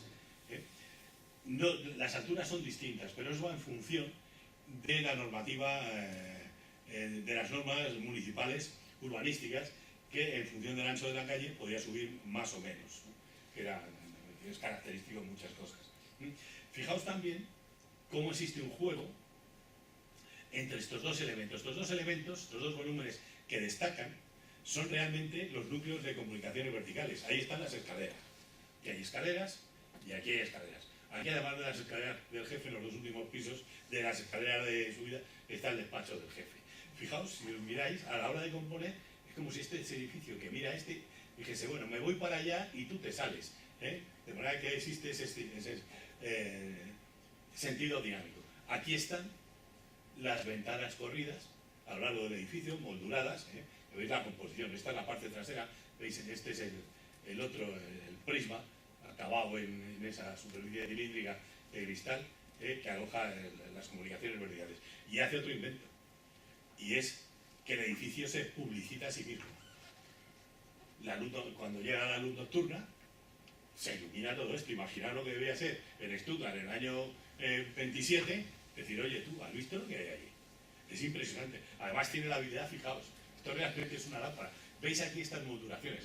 Estos son impostas sobresalientes, pero las impostas no van de altura de piso a altura de piso, ¿no? Entre piso y piso hay una moldura intermedia, además de la del techo y la del suelo, de manera que da ese mayor sentido de la verticalidad. También con esa banda de escaparates que es característico de este arquitecto, y fijaos, iluminados por la noche, impresionante, y las letras gigantescas. Tuvieron unos problemas muy grandes a la hora de colocar estas letras, que son letras que él elige, con el nombre de la firma, los Socken. Ya por el día, pues se publicitaba bastante bien, ya desde lejos se veía, pero por la noche esto debía ser absolutamente impresionante. Hizo varios tipos de almacenes así. Bueno, y estas formas las recogemos. Allí os he hablado de estas formas curvas en España, quizá de cristal, ¿no? Pero por ejemplo en San Sebastián, el náutico de San Sebastián, que combina el vidrio con la fábrica, es un edificio también basado en esta curvatura. Está inspirado en el barco. Claro, es que esto es lo que tenía que decir. Es que esta arquitectura mucha de ella está inspirada en las formas náuticas, en las formas de los grandes transatlánticos, que las traen a la arquitectura, porque ellos vienen a decir, señores, aquí lo que ocurre es que la arquitectura está atrasada, pero la tecnología no, y los aviones, los automóviles, los barcos, tienen una tecnología muy avanzada, estudian muy bien los espacios mínimos, y tienen una estética que nos vendría muy bien. Por eso también las barandillas horizontales, tan propias del movimiento moderno, son barandillas náuticas. Bueno, luego se estilizó, este es del año 30, es el último este es el que hizo el Chevy. Ya aquí ya las ventanas no están moduladas. También es cierto que esto está pasado por la reconstrucción y, en fin, hay que poner también sus dudas. Pero de hecho sí llevó una simplificación, y de esto sí hemos visto, sean curvos, sean planos, trabajar con este tipo de edificios de interminables bandas de ventanas sobre una larga fachada. El último arquitecto del que vamos a hablar en estos años 30 es de Alvar Aalto. Es un arquitecto que quiere crear una arquitectura nacional propia en Finlandia, que acaba de independizarse. Terminó la guerra, se ha independizado de los rusos y quiere alguien. Y entonces, ¿en qué se inspira? Se inspira naturalmente en la arquitectura europea, las formas racionalistas y funcionalistas, pero también se inspira en el concepto de organicismo, de arquitectura orgánica, que desarrolla Frank Lloyd Wright en Estados Unidos. La arquitectura orgánica, ¿por qué se caracteriza? Pues se viene a decir que la arquitectura orgánica nace de una célula fundamental. Es como la biología. Y esa célula fundamental, de ahí va a surgir el edificio. Se va a desarrollar el edificio como si fuese una función biológica. Y ese edificio se va a desarrollar de acuerdo al paso del hombre, pero también a las necesidades y a las características del lugar. Por lo tanto, si hay que acompasarlo al paso del hombre y a las características del lugar, pues no conviene pues, los encuentros a escuadras, interrupciones, etcétera, etcétera, sino que va a ser un desarrollo lineal, similar, como si se quiere comparar, a un desarrollo biológico, donde se van a unir las distintas células que componen el edificio a partir de una central. De manera que la arquitectura organicista se construye de dentro a fuera. No es la fachada, como podía haber en el siglo XIX, lo que marca la arquitectura, sino son los espacios interiores y su expresión exterior. Y lo que hace Alvar Aalto, la arquitectura, aquí vamos a ver solo un edificio, finlandesa, es aplicar este concepto de organicismo. Aquí os he puesto, y este es un edificio de los primeros organicistas y que tuvo mucha importancia, el Hospital Antituberculoso de Paine. Este lo hace en mitad de un bosque. Ahí es donde va a trabajar. Y es un concepto nuevo de hospital. No va a ser el hospital tradicional, va a ser un hospital donde las zonas de relación van a cobrar una importancia fundamental. De manera que no se trata de aislar al enfermo, sino que también hay una relación y que incluso entre pacientes y enfermos puede haber salas comunes para la convivencia, ¿no? Plantea de esa manera. Aquí os he puesto la planta, aquí no aparece bien esta foto, ahí detrás el pabellón no aparece, pero bueno, luego ya veremos más fotografías más reveladoras. El núcleo central de este edificio es el pabellón de zonas comunes. Ahí va a disponer Alvar Aalto pues los salones de reunión, las salas de conferencias, la biblioteca y el comedor. Y las zonas de comunicación con los otros dos pabellones. El pabellón más importante, naturalmente, es el hospital propiamente dicho, donde están las habitaciones, al que se llega mediante un brazo. Y luego está un tercer pabellón, también muy importante, pero no vividero por los enfermos que están allí, ¿no? Que es el pabellón de servicio. Ahí es donde están las cocinas, donde están los almacenes, donde está el sistema de calefacción, donde está la distribución de agua, etcétera, etcétera. Y de manera que tiene que conectar este pabellón con este y con este. Al sur, al mediodía, todas las habitaciones están orientadas al mediodía, se conecta mediante este brazo y mediante este otro brazo, que veis que se van quebrando. Es como si dispusiera rótulas en el avance para adaptarse al territorio. Hay que considerar que también el territorio había que verlo, el paisaje donde se levantaba. saber cuáles eran sus fortalezas, como Sara le dice, y sus debilidades. No había que disminuir sus fortalezas, y sí que habría que, habría en todo caso potenciarlas, y habría que acabar con las debilidades, de manera que se tiene que adaptar al rival. Y es como si colocase una serie de rótulas que fuesen girando a conveniencia para el desarrollo del edificio. Esto es muy característico también luego en la arquitectura que hace posteriormente. Estamos hablando de que este edificio empezó a proyectarse en el año 26-27, se terminó en el 30 y algo, en el 31-32, no me acuerdo, ahí lo habré puesto, ¿no? Fijaos también que hay un desarrollo como en Gropius, que no se desarrolla, pero es un desarrollo muy distinto. El desarrollo de Gropius siempre está basado en el ángulo recto, y aquí lo que combina es el ángulo recto con el ángulo obtuso. El ángulo obtuso siempre está presente en las plantas de los edificios de Alvar Aalto, de manera que da ese sentido de adaptarse al lugar el edificio, y crea además ámbitos exteriores artificiales frente al espacio virgen que nos rodea, que es ese bosque absolutamente asombroso que hay alrededor. Aquí vemos, este es el pabellón de las zonas comunes. Y este es el pabellón, este es el hospital propiamente dicho. Como veis, en cada planta existe una terraza, para que tomen el aire sin necesidad de subir a la cubierta, que también es una cubierta ajardinada, donde los enfermos, ahí los veis, pueden tomar el aire, pueden tomar el sol, etc. Lo incorpora al edificio, esa propuesta también de Le Corbusier. Este edificio alto, realmente es este brazo. En ese brazo, ¿qué están? Las comunicaciones horizontales, bueno, las verticales y las horizontales, hacia el hospital, pero también están, naturalmente, despachos de mesa, salas de consulta, etc. Los quirófanos están subterráneos en otra zona.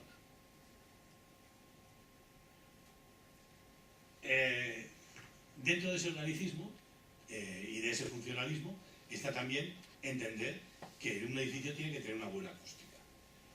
Y Alvar Aalto inventa esos techos ondulados que están pensados, que además están estudiados para que no haya ecos ni reverberaciones, y en toda la sala tenga siempre el mismo nivel de sonido, el mismo volumen sonoro en toda la sala, que puedas oír perfectamente bien.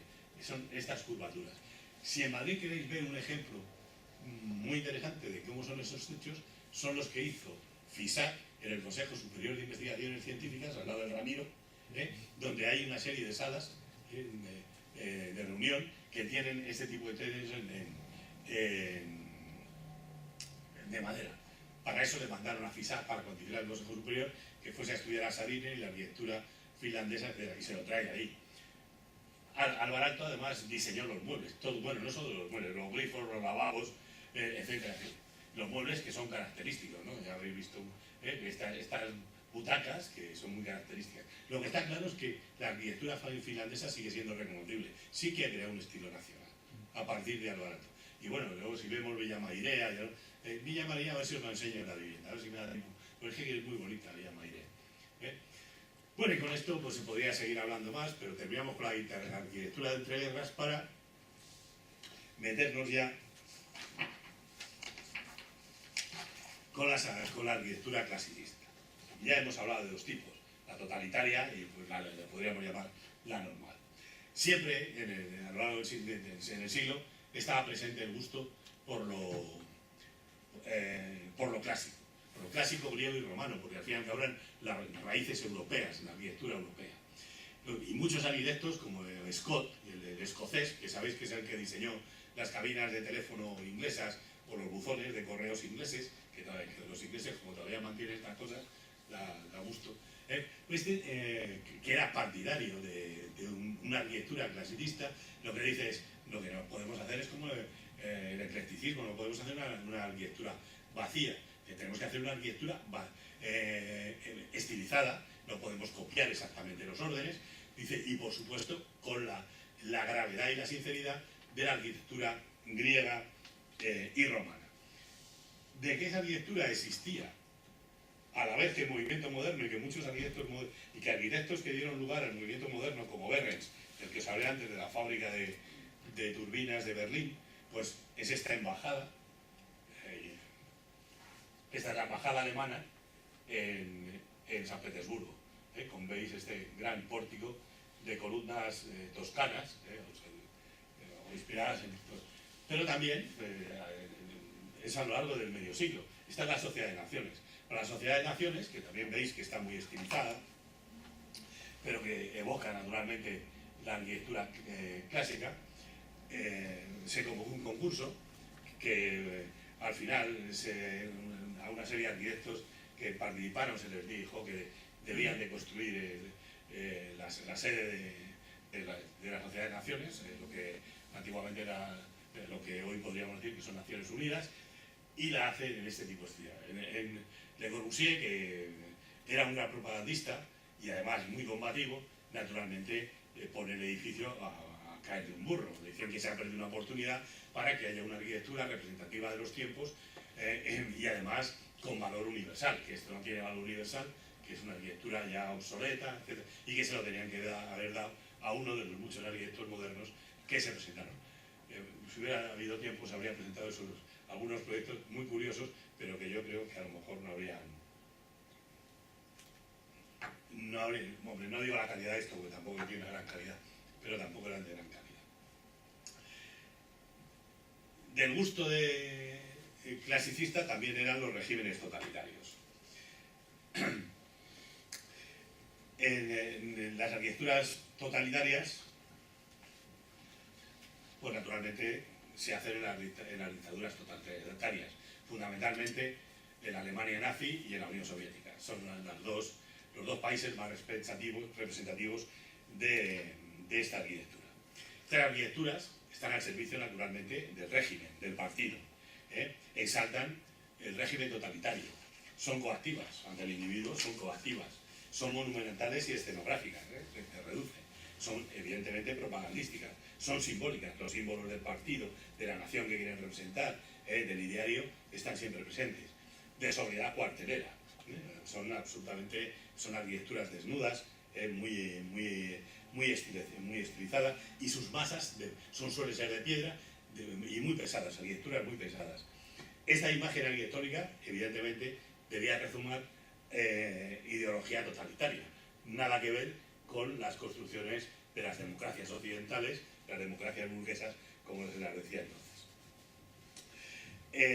¿Qué domina en estas arquitecturas? Por la agresividad, la amenaza, que están presentes en los pabellones alemán y ruso de la Feria Internacional de París del año 37. Además, frente a frente, en el Trocadero. Este es el alemán y este es el ruso. Los dos se llevaron el primer premio. O sea que ya estaba en el pacto, yo creo que ya lo habían hecho Stalin y están a punto de hacerlo, ¿no? Stalin y Hitler. Son agresivos, fijaos ahí. ¿Qué corona? Esto, un águila. Un águila que está a punto de echarse a volar, depredadora. Ya incita a un movimiento, ¿no?, de lanzarse. ¿Sobre qué? ¿Enfrente de este? Pues es posible. Pero este también, las marchas de las masas comunistas van detrás del filo de la hoz. De manera que parece que se están retando uno a otro de esos pabellones. Aquí los vemos. Las llamadas al clasicismo están en estas pilastras y en estas acanaladuras o en estos resaltes, ¿no? También tienen cierto carácter dinámico. El águila está tensa, dispuesta a saltar, y el edificio este escalonado con el grupo que corona, la pareja que corona, eso también es que quieren avanzar sobre qué, pues naturalmente sobre Europa. Los dos tenían el mismo interés, uno sobre Europa Oriental, el otro sobre el resto de Europa. ¿Qué prevalecen? Los signos, naturalmente,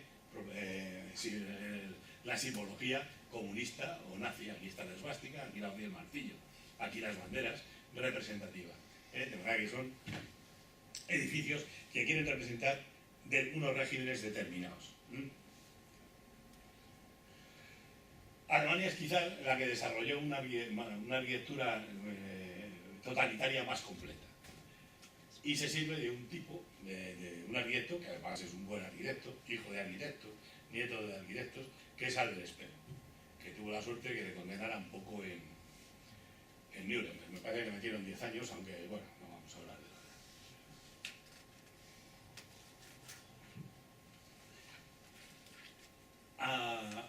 A Speer lo que le encargan cuando llegan los nazis al poder es la construcción de grandes escenarios para la concentración, el desfile y la arenga.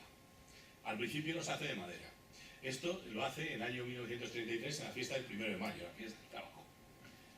Esta es en Berlín. Estos escenarios que tienen una gran explanada donde se pueda desfilar y tribunas donde, la palabra no me sale, pero es que no he encontrado otro sinónimo, pero también es que a la gente, para estabular a las masas, ¿no? Y luego, por supuesto, una tribuna central donde el estrado está más elevado, donde va a hablar el jefe. De manera que estos escenarios sí tienen lo que pretenden hacer. ¿Para qué se hacen? Antes de nada, pues por supuesto para escuchar la arenga, para recibir las órdenes, pero también para dar un sentido de unidad. ¿De unidad de qué? Unidad de nación, unidad de raza, unidad de partido, de pensamiento político. Todo eso lo que te hace es que esas arquitecturas te ponen en esa situación. Ante esa situación, dos posturas: o te dejas subyugar o te cohibes, y hay una tercera y es que no vas. Pero claro, a ver quién decía, no, yo no voy a ir a esta concentración, que están pasando notas, ¿no? Así que la gente se concentraba esos espacios eran estáticos, donde estaba, pero había espacios dinámicos donde la gran explanada para los desfiles, de la soldadesca del ejército, pero la soldadesca de los camisas pardas y los camisas negras que desfilaban. Acaba de llegar Hitler al poder, así que no es casual que veamos que estas banderas con las esvásticas, ¿a qué semejan? Semejan velas, casi a las 3 carabelas, ¿no? Son velas de la singladura que empiezan a hacer, de los barcos que inician la singladura del nazismo en Alemania, de ese tercer Reich que quieren construir. Y en cuanto que se asientan en el poder y disponen de más medios, construyen esos escenarios, pero de piedra, ya no en madera, escenarios permanentes. ¿Y dónde? Fundamentalmente en Nuremberg, cuna del nazismo. Y ahí construyen lo que es el Zeppelinfeld, el campo de Zeppelin, que se llamaba así porque Zeppelin aterrizó con uno de sus, ¿cómo se llaman estos? Dirigibles en ese campo. Campo que todavía dura, pervive.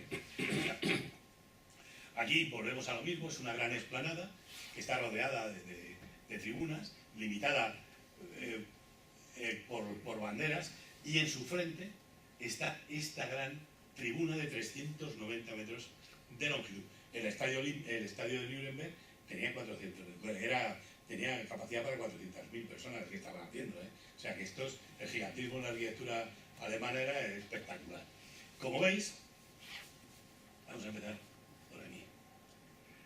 Aquí hay dos tipos de graderío.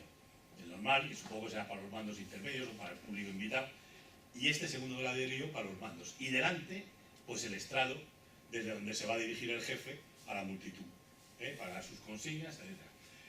Como veis, está rematado por una gran columnata. Estos son pilastras dobles que crean un espacio interior, se puede entrar dentro, que rematan el edificio. Y esta gran tribuna está abrochada, ¿por qué? Por estos dos pilonos. Estos dos pilonos, ¿qué tienen los pilonos? Pues pebeteros.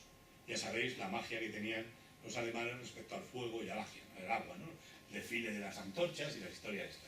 Mientras que la columnata, pues en su centro se levanta, ahora lo veremos mejor, este pórtico ciego de pilastras por donde entra el jefe. Aquí viene a su estrada, presidido por la esvástica, naturalmente. De verdad que esto, ¿de qué sirve? Naturalmente de fondo para enmarcar el jefe.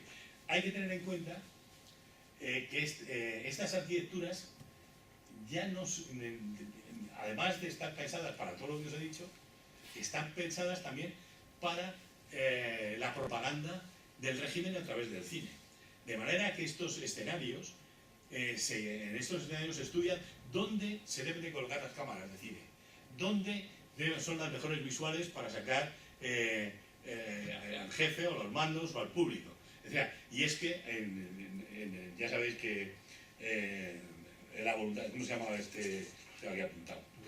Leni Riefenstahl había escrito había rodado El triunfo de la voluntad, esta cineasta alemana, Y eso se habían dado cuenta los nazis, que además de la radio, el cine, como el logo en España, tenía un importante valor propagandístico de su régimen. Este gigantismo está inspirado también un poco en la arquitectura, el gigantismo propio de Egipto. La verdad es que los nazis también miraban a la arquitectura egipcia a la hora de hacer esto, aunque sea también una arquitectura muy clasicista, muy estilizada, muy decantada. Aquí veis la parte posterior, es un zócalo donde se desarrolla la columnata, tiene no sé cuántos intercolumnios, bueno, lo había apuntado por ahí, 37, tenía algo y el acceso con estos dos pilonos, el pórtico, por ahí que entra el jefe, y estas son las entradas de los que no son los bandos principales, ¿no? Está la parte posterior. Aquí vemos los pebeteros. Y esto es el interior de la sala. Fijaos, todo el lujo se lleva precisamente a los interiores, que saben que ahí cuando llegue el jefe y le pongan el pisco labis, pues va a tomar su pisco labis, el jefería, ¿no? Era como creo que le llamaban. Esta arquitectura alemana es una arquitectura que opta por el gigantismo. No solo en estos espacios de concentración, sino también en los edificios oficiales que representan al régimen y que representan a la nación. El más importante es el que manda a construir a Speer,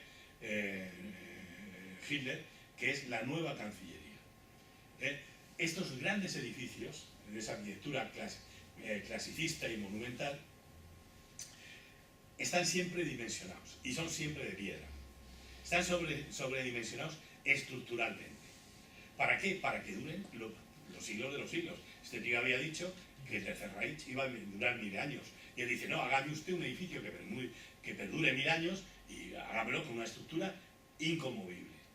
Y no se fiaban de las estructuras modernas. No es que no manejasen la nueva tecnología. Unos tíos que inventan el avión a reacción y que inventan los misiles, evidentemente trabajaban, sabían perfectamente, conocían perfectamente la tecnología más avanzada, pero no se fiaban de ella, no sabían cuál sería, cómo cambiaría con el paso del tiempo esos elementos nuevos, pero de la piedra sí tenían la prueba. Ahí estaban las pirámides, estaban los edificios antiguos. Así que la piedra es el material eterno con el que lo van a construir. Y se sobredimensionan esas estructuras de hormigón o de piedra, de muros de piedra, para que duren y puedan decir, las generaciones futuras sepan que hace 1000 años así nació la arquitectura de este régimen, etcétera, etcétera.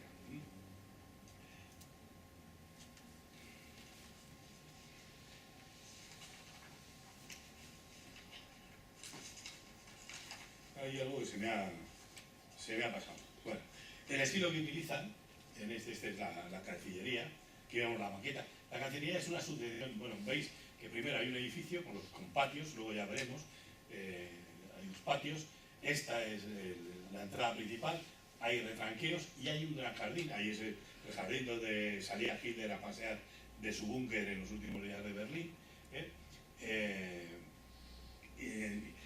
y estaban conformados los espacios axialmente, con un eje longitudinal, casi todos ellos, muy ricamente decorados por dentro. Aquí vemos ese estilo germano-dorio, como se llama, del pórtico de entrada. Y aquí vemos los patios, este sería el patio, no hay apenas ornamentación. La ornamentación se limita a los símbolos del partido, a los símbolos de la nación.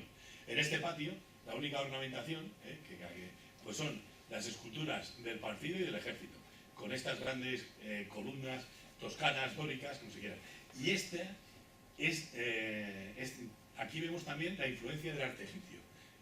Estas son columnas que están inspiradas en las columnas del arte de Egipto antiguo.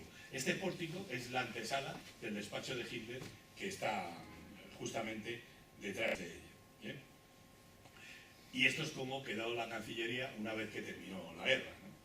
De manera que así terminó el régimen, pero también Europa se llevó un buen castigo porque millones de hombres murieron, etcétera, etcétera, ¿no? De manera que así acabó todo. ¿En España se puede hablar de una arquitectura totalitaria? Pues hombre, a nuestro estilo, ¿no? Es lo que se llamó la arquitectura del imperio. Lo que pasa es que siempre, con el dinero que hemos siempre dispuesto, pues, sin embargo, no ha habido edificios, pues, curiosamente representativos. Eso del ministerio del antiguo Ministerio del Aire, que es el cuartel general, que imita el estilo herreriano, ¿no? Y sí hay edificios que están inspirados en la arquitectura esta alemana, como por ejemplo la Casa de la Moneda, que está en Doctor Esquero. Fijaos bien y ya veréis cómo tiene muchas connotaciones. Pero yo que cuando, no sé si estaba ya recién acabada la carrera, me parece, es cuando se convocó el concurso para la plaza de Colón, para la reforma de la plaza Colón. Que bueno, ha sido una pena como lo han hecho, pero en fin. Pero allí se presentaron proyectos en eso, y estamos en los años finales 70, no, principios de los 70, por ahí. Se presentaron proyectos que eran compuestos para la plaza, con banderas, símbolos, algo verdaderamente espectacular. Lo que pasa es que el jurado está hecho había formado arquitectos modernos, que bueno, no, el jurado era curioso, eran municipales, en fin, y llegaron a un entendimiento. Bueno, y con esto, aunque se podría hablar mucho más, yo creo que podemos acabar. Si tenéis alguna pregunta que hacer y yo la sé responder, pues encantado. Yo una pregunta. Usted ha hecho una exhibición del arte y poder en el nacionalsocialismo. ¿Lo hubo también en el fascismo italiano? Es que el fascismo italiano, es que no, claro, el fascismo italiano es muy curioso. El fascismo italiano no llega a ser... ¿Fotos o no? Para encender la luz. Ah, sí, enciende la luz. Oye, yo quería hacer una pregunta. Podría haber traído... sí o no, porque si no... El fascismo italiano es muy curioso. Es muy curioso. Sí, enciende la luz. Porque no tengo aquí el pendrive donde podría enseñar. Hay un arquitecto muy representativo del arte que podríamos decir, no exactamente fascista, pero sí que se asemeja más al arte nazi. Pero es muy distinto. Es Piacentini. Piacentini es un arquitecto que trabaja con volumetrías también cúbicas y es el que aplica esos grandes pórticos de acceso que son pórticos como el del Consejo Superior de Investigaciones Científicas de FISAC en la calle Serrano. Pues eso es lo que inventa Piacentini, de manera que la arquitectura italiana, como estos son más sutiles, nunca ha sido esa arquitectura que se imponía. Pero es que además los tíos tenían a un arquitecto de primera línea fascista, como era me acuerdo, el que hizo la Casa del Fastio en Como. La Casa del Fastio en Como es un edificio completamente racionalista. O sea, sacado de Viena, por un lado, y de la arquitectura, bueno, desde mi punto de vista, y de la arquitectura racionalista de Le Corbusier y de todos estos. De manera que eso todavía convivía. En España también hubo arquitectos que eran pues afines al régimen fascista, como fue Aizpurua, que es el que hizo ¿cómo se llama? El náutico de San Sebastián. A este lo apiolaron nada más empezar la guerra en el año 36, pues el falangista. Y los otros, como Ser, Torres Clavé murió en un bombardeo. Pues todos el Domingo y Zarniches, los que hicieron Bergamín, estos tuvieron que salir pues, por pies, porque si no, imaginaos lo que podía haber. De manera que, después de la guerra, aquí solo quedó un arquitecto realmente que siguió con la tradición racionalista, que es un arquitecto catalán, se llama Coderch. Ese es al que... Y luego sí, Fisac fue recuperando y en los años 50, a raíz del manifiesto de la Alhambra, sí se vuelve a esa arquitectura racionalista, también con retraso. La arquitectura racionalista en España se produce en los años 30. La primera casa es el Rincón de Goya, me parece del año 30, de García Mercadal. Pero después de la guerra, pues eso se acabó durante la República. Sí, bueno, Ser llegó a ser el decano de Harvard, ¿no? O sea que... y tiene edificios muy interesantes. Es el que ha hecho la Fundación Miró en Barcelona. Es un tipo, un gran arquitecto. Y bueno, le llamo José Luis porque yo le he oído a él decir que se llamaba José Luis. Esto sí recuerda ves, el Consejo Superior de Investigaciones Científicas. No, hasta cierto punto. Esas columnas cuadradas de acceso. Sí, pero no es esto. Fíjate, no, es que estas no son columnas de paso. No son columnas de paso. No es un pórtico. No es una gran puerta que está distribuida mediante esos grandes pilares. Aquí son columnas de cierre. Simplemente para... Lo otro sí, para sostener, sí, con una gran... Hombre, siempre tiene cierta connotación, evidentemente. Pero yo creo que es Piacentini. Podría haber traído unas imágenes con el que tiene que ver, que es otro arquitecto que por otro lado no aplica el ornamento. Bueno, y luego sí, la arquitectura fascista, si habéis estado en el EUR de Roma, si lo habéis acercado por ahí, pues eso es arquitectura fascista. A mí hay un edificio en España que me parece, vamos, me ha recordado a él esas imágenes de esta magnificencia fascista, que es la Universidad Laboral de Gijón. La Universidad Laboral de Gijón es que es clavada a ese patio que nos están enseñando ahí, ¿eh? Es una cosa, yo cuando entré allí dije, esto es fascismo en estado puro. Ahora, a nivel arquitectónico, quiero decir, ¿no? Que no era, claro. Luis Moya, que es el autor, Luis Moya escribió después de la guerra que había que acabar con toda la turbamulta de escorias que provenían del comunismo, del racionalismo y de la masonería. Y del judaísmo. Eso lo escribió en el año 40. En el año 40. Todos. Y este no era mal arquitecto, tiene muchas casas que no están mal. Sí, pero la Universidad Laboral luego ya veremos que algunos, bueno, no veremos aquí, pero hay algunos edificios postmodernos que también la evocan mucho. No españoles, sino a lo mejor no la han conocido, pero sí, evidentemente es un edificio fascista. Eso, claro. Vamos, por poner una etiqueta. ¿Y qué pasó con la Cancillería? Sí, la derribaron. La derribaron toda. O sea, Sí, claro, acabaron con pero eso. No la iban a reconstruir. Pues sí reconstruyeron el Reichstag, eso sí lo reconstruyeron. Sí, pero el Reichstag no la reconstruyeron. Sí, pero es que lo quemaron. Claro, el Reichstag, es que lo quemaron ellos. O sea que. Y el Reichstag, que además han hecho una buena. Vamos, mejor dicho, una buena reinterpretación. Subir a la cúpula es absolutamente fantástica. Con la doble hélice, una de subida y otra de bajada. Aquí en España hay un edificio que imita esa hélice, que es la caja de ahorros que hizo Campo en Granada, donde hay un patio con esa doble hélice que si coges una solo puedes subir, y si coges la otra solo puedes bajar, pero no puedes bajar por el mismo sitio, por la misma rampa, y eso lo hace ahí.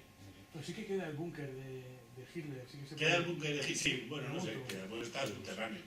Pero Eso estaba entonces en la zona de Potsdamerplatz, enfrente de... ¿Perdona?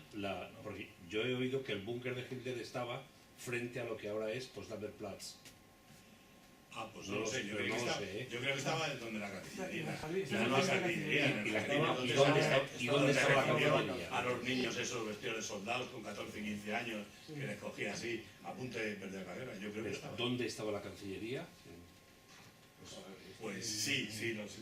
Pero ahora no te puedo poner ese nombre de la calle, pero no lo sé.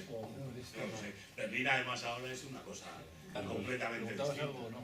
Si no, Oye, una pregunta, dentro de mi ignorancia absoluta en materia arquitectónica, pero quiero entender que la invención del hormigón armado, por así decirlo, fue la que dio lugar a las columnas, que sustentan los edificios. Anteriormente, anteriormente eran los muros de carga, ¿no? Hasta que Le Corbusier propuso esas columnas de carga, pero anteriormente todos los edificios se hacían con Con los muros de carga. O con columnas, claro, hemos visto templos con Sí, columnas. bueno, sí, aparte Pero de el las hormigón, columnas. la importancia del hormigón armado no estaba en hacer columnas, estaba en que podían hacer edificios el hormigón es adecuo-resistente. Por tanto, se podía adecuar una forma y a la vez ser resistente. Por eso vemos esas grandes cubiertas de hormigón, etc. Los romanos ya tenían hormigón, sin armar, pero muchos de los edificios de hormigón de los romanos son de hormigón. El hormigón armado fue Nevique, a mediados del siglo XIX, el primero que se le ocurrió mezclar el hormigón con una malla de esta de gallinero, y entonces hizo una barca. Al principio él hacía barquitas de hormigón, pero se rompían todas. Se hizo así las atracciones, y el farero de Portland fue el que volvió a descubrir el hormigón, porque se le ocurrió mezclar cenizas puzolánicas con cal, con arena y agua, porque el faro donde vivía, los cimientos estaban fallando. Esto a finales del siglo XIX, del siglo XVIII. Y en Nevique lo que hace es decir, hombre, trabaja como una piedra a compresión, pero si le meto una estructura metálica, también trabaja a tracción. De manera que eso es la importancia que tiene. De todas formas, antes también, no solo el hormigón, el acero laminado, y antes el hierro colado. Lo que pasa es que el hierro colado tiene menos resistencia, pero el pabellón que se hizo en Inglaterra para la Feria Universal de 1851, está todo hecho de pilares, es un edificio prefabricado, una pena que se quemara, de pilares. Sí, lo que eran muros de carga. No, eran ya pilares al estilo moderno, ¿no? y vidrio laminado. Pero los tres materiales fundamentales para la arquitectura del siglo XX se pueda desarrollar entre esto es el hormigón armado, el acero laminado, lo que conocemos hoy los perfiles, y el vidrio laminado también, que es lo que permite. Yo había oído que los nuevos ministerios de Zuazo, que se proyectaron antes de la Guerra Civil, Sí, después lo ponen chapado en granito, etcétera, y lo fascistizan. Sí, eso también. No sé si sí o si no. Y si Pues eso lo hizo el no mismo. yo creo que no fue así de todo. Zuazo efectivamente tenía una arquitectura de la República bastante. Era de ladrillo generalmente. La Casa de las Flores. Y sí es posible, pero eso no te puedo responder a eso. No lo sé, me tengo que enterar, no sé, me había Es que yo había oído eso. Lo que ya no Es sé posible, ¿eh? si ese reconversión y chaparlo en granito monacal Yo no lo lo sé. hizo el propio Zuazo, No lo sé. obligado, Eso me tengo que o enterar. lo hizo otro. Si le echo un vistazo de eso, pues lo miro. No lo sé. Bueno, para mí sí es un ejemplo de arquitectura fascista. Sí, bueno, Más o menos arquitectura- conseguida, Sí, o más o menos que auténtica. evoca esa arquitectura pesada, Sí, etcétera, sí. etcétera. De hecho, la trasera de los ministerios es de ladrillo. Sí, Lo sí. que da y, a la- Agustín de Betancourt. las bóvedas de los pasadizos Sí. son que además son bonitas y tal. No lo sé, no lo sé si eso se hizo así después de la guerra. Tendré que enterarme, no lo sé. Y bueno, pues yo no sé si queréis hablar más. Pues muchas gracias.